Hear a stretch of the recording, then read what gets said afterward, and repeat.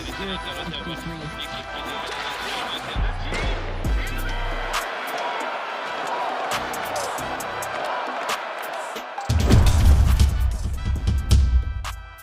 there and welcome to this bonus episode of the Gazette's Hockey Inside Out Show. I'm Stu Count of the Gazette and I'm joined by our regular panelists, former Canadiens teammates and Stanley Cup champs, Chris Nyland and Rick Green. You know who these guys are.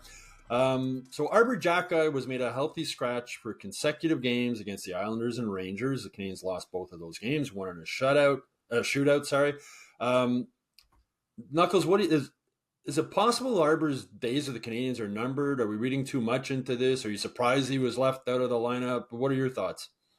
A little bit surprised, but then again, not. I don't know if Marty likes his player. I don't know. Like, he got sent to the minors. He got sat out last year. He got come back. He stepped up at times when this team needed him. Physically, he's done that. And I don't know. I don't know if they have a lot of confidence in him. And I'm sure he's a little bit lost right now. I feel bad for him. Listen, he struggled. Okay, he's -4. Okay. How much has to do with the way they're playing as a team? Look at David Savard's -8. Mm-hmm. Like, is it because he's -4 he got sat out? And David Savard's -8 and he's still in the lineup? He's a vet. I don't know what's going on. I look at the way this team is playing overall, and I don't think Arber Xhekaj was a guy that was really that bad that you had to sit him out. Now, you might want to try some of these other young guys. We saw it last night. Jaden Struble come in. Nothing's changed. If anything, it's gotten worse when you look at the way they played defensively. So, I was surprised. I am surprised. And when that guy's in the lineup, believe me, guys are a whole lot more comfortable when he's in the lineup than when he isn't. Yeah, I think, you really have to wonder about the relationship between, St. Louis and Arber. I mean, I like Xhekaj. I like what he brings. He's a young guy. Maybe there's too much going his way too quickly. He hasn't been able to, digest it and put things in the right place as far as how he needs to play. And, he's another guy that's a tough customer, heart's in the right place, wants to do the best he can do. He's struggled a little bit, but does he sit out because he struggles a little bit? That's not, I think, the plan to develop a kid to get him to the next level.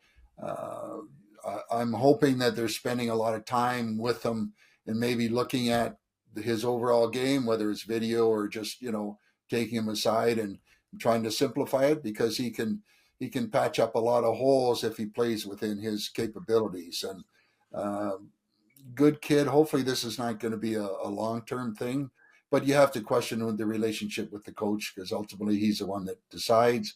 And right now it seems that he's not in the best of speaking terms and playing terms to get him in the lineup. But hopefully that will end sooner, because you need a guy like that.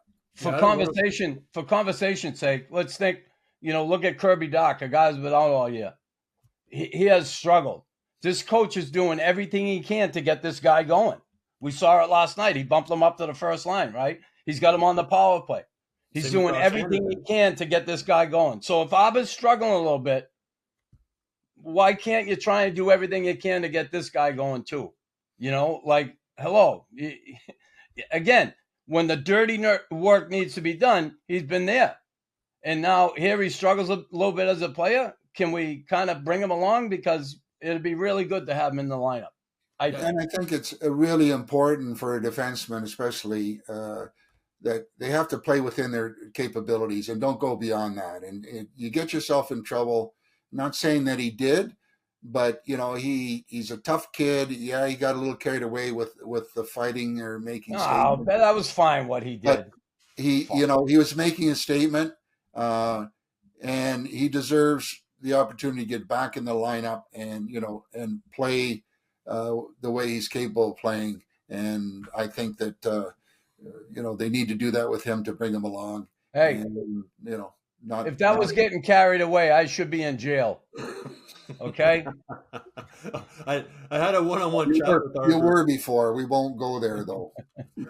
I had a one-on-one chat with Arber recently about this, and he said that he's in his head too much, like he's thinking too much and worrying about making mistakes. And he's a bit of a raw talent, right? And I think you just need to let out that rawness is sort of what makes him effective, right? I mean, he's got. I think St. Louis has taken the swagger away from him, and I think the swagger was a big part of Arber's game. I think going down to Laval and then being a healthy Stratch and Barron and these guys come in, and I think he's lost his swagger. And I asked Marty about that recently. I said, how do you coach a guy with swagger and try not to beat it out of him? And he said, well, you don't nitpick, but he said there's certain things that he rules and whatever he has that you have to follow, and he's hard on those, but you don't want to nitpick. But he certainly seems to nitpick more on Xhekaj than he does on some of the other defensemen. Would you agree, Knuckles? Yeah, well, some of the other defensemen, anybody. Yeah. He's an easy target, right? Oh, yeah, he's a fighter. Come on. Like, this is a guy who has passion and he cares. And maybe he's not doing what Marty wants, but I don't think anybody else is either, the way they're playing. When you look at the way they're in the own end of the rink, are they doing what the coach wants when they get 7 goals against? I don't think so. And we haven't even talked about the goalies. And I mean, working with some young D, I always like to, break things down to the point where don't get overwhelmed with your overall game. And I would like to challenge the young guys to say, okay, next game, you're going to work on your first pass. You're going to work on your one-on-one battles, and you're going to work on your positioning. Then the following game, you go at something else to try and, piece your way along to get yourself back to what you do best. And that, I think, is good for their confidence, because then the game doesn't become so large that they get confused and they try and do too many things well all the time. So I like to always say, do these few things, and we'll just piece your way along to get them to your A game, and then just continue your progression to become what you should become. And that's Knuckles, I know your buddy Georges Larac mentioned on his radio show he wouldn't be surprised to see if Xhekaj got traded. I know if they were to move him, there'd be a lot of teams lining up. Probably at the top of the list would be the Ottawa Senators, because Michael Andlauer, the owner there, is a huge Arber Xhekaj fan, and he had him with his junior team in Hamilton when they won the OHL championship. So it'll be interesting to see how this plays out as the season moves on with Arber Xhekaj. Yeah, I don't know if they trade him to, somebody. Yeah, they'd be surprised. Yeah, I mean, that it's been done, but I don't know if they do that. But I'm sure they could find a much better deal than dealing with Ottawa for him. But I think that's absurd to think of trading this kid, but I don't know. Other people are running the organization. The people that are running are making the right moves, the moves they think that are going to take this organization to the next level. I like some of the things they've done, certainly. And I don't like where the team is at year 3. I think they should be, in the mix. And again, they're in the mix for a number 1 overall pick. And that might seem harsh, but it's the reality right now. It hasn't given me any confidence to say anything else about this team. Well, we'll see how this Arber Xhekaj situation plays out as the season continues. That's it for this Hockey Inside Out Show bonus episode. I hope you enjoyed it. Please make sure you like and subscribe to the Hockey Inside Out YouTube channel. Go to MontrealGazette.com/newsletters to sign up for the Hockey Inside Out newsletter. And of course, go to HockeyInsideOut.com every day, where you'll find all the latest Canadiens news. Also, if you have a bonus question you'd like us to answer in a future bonus episode, please put it in the comments section below. We always like to hear from fans out there. That's it. We'll talk to you again soon.